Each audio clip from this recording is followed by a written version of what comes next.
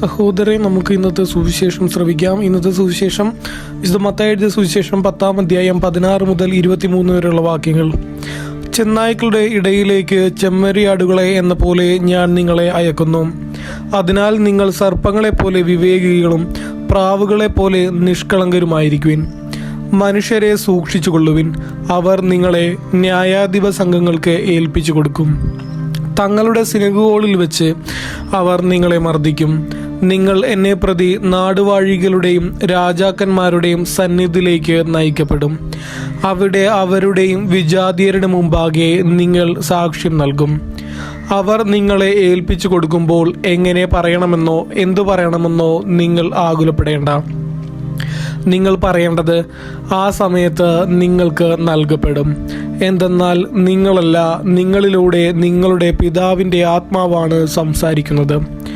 സഹോദരൻ സഹോദരനെയും പിതാവ് പുത്രനെയും മരണത്തിന് ഏൽപ്പിച്ചു കൊടുക്കും.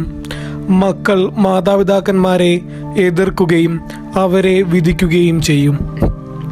എൻ്റെ നാമം മൂലം നിങ്ങൾ സർവ്വരാലും ദേഷിക്കപ്പെടും. അവസാനം വരെ സഹിച്ചു നിൽക്കുന്നവൻ രക്ഷപ്പെടും. ഒരു പട്ടണത്തിൽ അവർ നിങ്ങളെ പീഡിപ്പിക്കുമ്പോൾ മറ്റൊന്നിലേക്ക് ഓടിപ്പോകുവിൻ. സത്യമായി ഞാൻ നിങ്ങളോട് പറയുന്നു, മനുഷ്യപുത്രൻ്റെ ആഗമനത്തിന് മുമ്പ് നിങ്ങൾ ഇസ്രയേലിലെ പട്ടണങ്ങളെല്ലാം ഇങ്ങനെ ഓടി പൂർത്തിയാക്കുകയില്ല.